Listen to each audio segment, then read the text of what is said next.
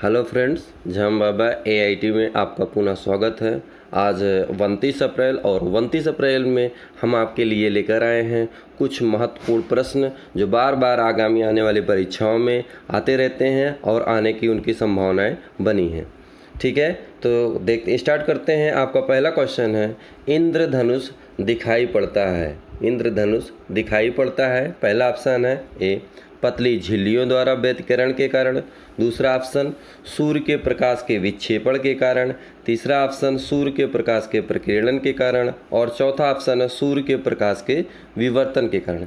जिसका आंसर है आपका बी ऑप्शन, जिसे कहते हैं सूर्य के प्रकाश के विक्षेपण के कारण। सूर्य के प्रकाश के विक्षेपण के कारण जो इंद्रधनुष दिखाई पड़ता है, इस तरह से जो ये इंद्रधनुष बनने के दो तरीके होते हैं, एक प्राथमिक इंद्रधनुष और एक होता है द्वितीयक इंद्रधनुष। प्राथमिक इंद्रधनुष में आप में बाहर दिखाई देगा, यानी बाहर की तरफ होता है लाल रंग और अंदर की तरफ होता है आपका बैगनी रंग होता है। और द्वितीयक इंद्रधनुष में आपको दिखाई देगा बाहर की तरफ आपका बैगनी रंग होगा और अंदर की तरफ आपका लाल रंग दिखाई देगा, इस तरह से। और प्रकीर्णन के कारण आपको दिखाई देता है आकाश का रंग नीला होता है। और विवर्तन इसी तरीके से, विवर्तन के कारण भी कुछ प्रक्रियाएं होती रहती हैं।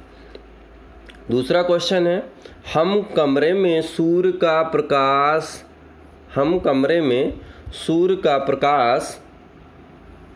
पाते हैं। ऑप्शन है प्रकीर्णन द्वारा, दूसरा ऑप्शन है परावर्तन द्वारा और तीसरा ऑप्शन है अपवर्तन द्वारा और चौथा ऑप्शन है विवर्तन द्वारा।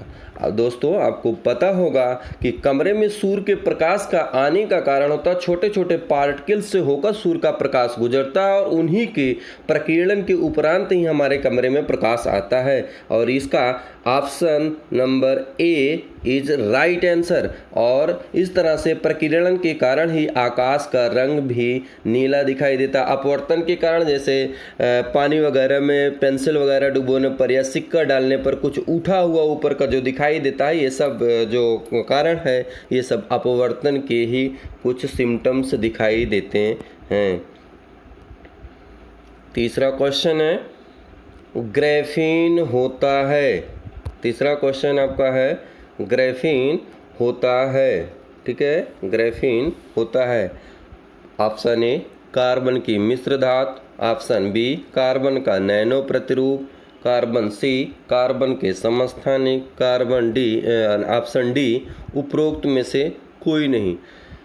ग्रेफीन होता है, ग्रेफीन जो है कार्बन का नैनो प्रतिरूप होता है, यानी option B is right answer.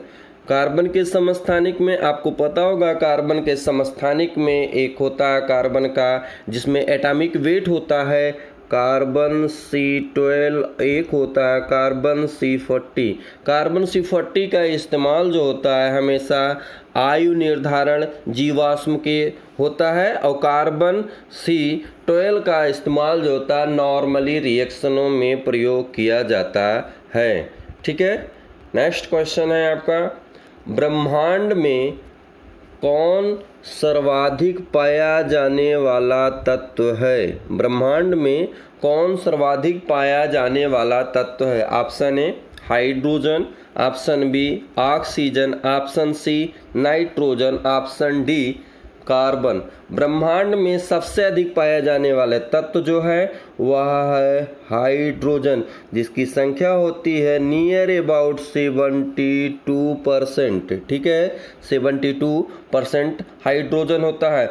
यदि वायुमंडल में पृथ्वी की परत पर बात की जाए तो वहाँ पर ऑक्सीजन आपका सबसे अधिक मात्रा में होता है, लेकिन यदि वायुमंडल में वैसे ही माना जाए तो नाइट्रोजन की संख्या होती है सबसे ज़्यादा। वायुमंडल में नाइट्रोजन सबसे ज़्यादा पाया जाता है, लेकिन यहाँ पर ब्रह्मांड की बात की है, इसलिए ब्रह्मांड में पाया जाने वाला तत्व ही आपका हाइड्रोजन ही है।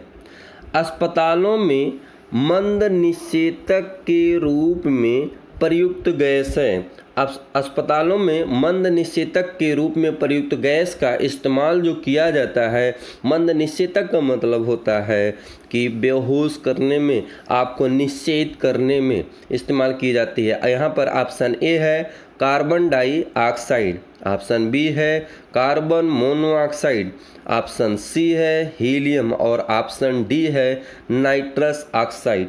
यहाँ पर क्वेश्चन नंबर 5 का आपका राइट आंसर है कार्बन डी, जिसे कहते हैं नाइट्रस ऑक्साइड, जिसका फार्मूला होता है N2O। इसी को ही हम लाफिंग गैस के भी नाम से भी जानते हैं। लाफिंग गैस यानी हंसाने वाली गैस, क्योंकि यह हमारे दिमाग में जाने पर दिमाग को काफ़ी ज़्यादा ठंडा कर देती है और ठंडा हो जाने से हमारा जो दिमाग होता है वह कुछ निश्चित जैसा व्यवहार करने लगता है। लेकिन यदि पावरफुल निश्चेतक के रूप में बात की जाए तो हम पावरफुल निश्चेतक के रूप में क्लोरोफॉर्म का इस्तेमाल करते हैं, जिसका फार्मूला होता है CHCl3, जिसे ट्राइक्लोरोमेथेन भी बोला जाता है। ठीक है, ट्राइक्लोरोमेथेन भी कहते हैं। क्वेश्चन 6, जार्विक 7 क्या है? जार्विक 7 क्या है? तो ऑप्शन ए है इलेक्ट्रॉनिक पैर, ऑप्शन बी है पेसमेकर, ऑप्शन सी है कृत्रिम हृदय और ऑप्शन डी है कृत्रिम आँख। जहाँ पर आपका राइट आंसर है option C is right answer. ठीक है, आप option C is right answer. Jarvik 7 कृत्रिम हृदय को बोला जाता है, जो आजकल कुछ फिल्मों में आप लोगों ने देखा होगा, बैटरी से चलता हुआ एक हार्ट लगाया जाता है, उसी को ही हम कृत्रिम हृदय या जार्विक 7 के भी नाम से जानते हैं। ठीक है, नेक्स्ट क्वेश्चन है, कौन सा एक विटामिन ए का प्रचुरतम स्रोत है? विटामिन ए, आपको पता होगा कि विटामिन ए हरी सब्जियों में, फलों में इस तरह से पाया जाता है। तो ऑप्शन ए है सेब, ऑप्शन बी है पपीता, ऑप्शन सी है अमरूद और ऑप्शन डी है आम।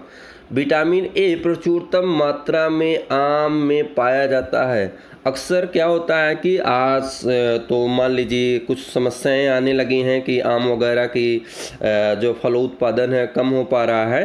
तो पहले बहुत ज़्यादा होता था, जिसके कारण आम अक्सर लोग खाते थे और इन सब की कमी नहीं होने के कारण उनकी बॉडी में हमेशा विटामिन ए प्रचुर मात्रा में बना रहता था।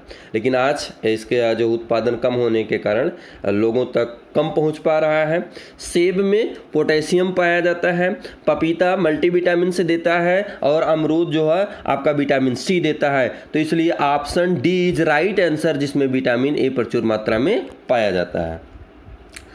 नेक्स्ट है क्वेश्चन नंबर 8, यकृत रोग हेपेटाइटिस बी का कारक है। यकृत रोग हेपेटाइटिस बी का कारक है। आपको पता होगा हेपेटाइटिस में हेपेटाइटिस कई प्रकार के होते हैं, hepatitis A, hepatitis B, hepatitis C. इस तरह से सबसे खतरनाक जो हेपेटाइटिस होता है वह हेपेटाइटिस सी होता है, जिसका कोई इलाज नहीं है, जिसके कारण लोग मर जाते हैं। लेकिन हेपेटाइटिस बी भी काफ़ी ज़्यादा खतरनाक और घातक है। यह हेपेटाइटिस बी के होने का कारण यहाँ पर दिए हुए ऑप्शनों में से देखते हैं कौन सा सही होता है। Option A DNA virus, option B RNA virus, option C जीवाणु और ऑप्शन डी है प्लेटेहेल्मिंथेस। यकृत रोग हेपेटाइटिस बी के होने का कारण है option A is the right answer, DNA virus. RNA virus और प्लस प्रोटीन से एचआईवी या एड्स रोग होता है, जीवाणु से हैजा होता है, टाइफाइड होता है, प्लेटेहेल्मिंथेस से आपको अमीबिए पेचिस होता है। इस तरह से रोग इन सब से होते हैं। तो चलते हैं नेक्स्ट क्वेश्चन पे। आपका नेक्स्ट क्वेश्चन है क्वेश्चन नंबर 9, मैड काऊ रोग का कारक है जीवाणु, विषाणु, कवक और नेक्स्ट ऑप्शन है आपका प्रियांश। ठीक है, तो इसका मैड काऊ रोग का जो राइट आंसर है वह है, मैड काऊ रोग का राइट आंसर आपका है प्रियांश। ठीक है, आपका राइट आंसर है प्रियांश। प्रियांश में प्रोटीन्स होती है और यहाँ पर कोई न्यूक्लिक एसिड्स नहीं होते हैं, जबकि और एक वीर्यांश होता है, इस तरह से उसमें डीएनए भी होता है। तो यहाँ पर ये प्रियांश है, प्रियांश में प्रोटीन के कारण मैटकाउ रोग हो जाता है। तो नेक्स्ट क्वेश्चन पे चलते हैं। नेक्स्ट क्वेश्चन है आपका, पाइलेथ्रिन क्या है? आप लोग जानते होंगे कि पाइलेथ्रिन क्या है। तो पाइलेथ्रिन,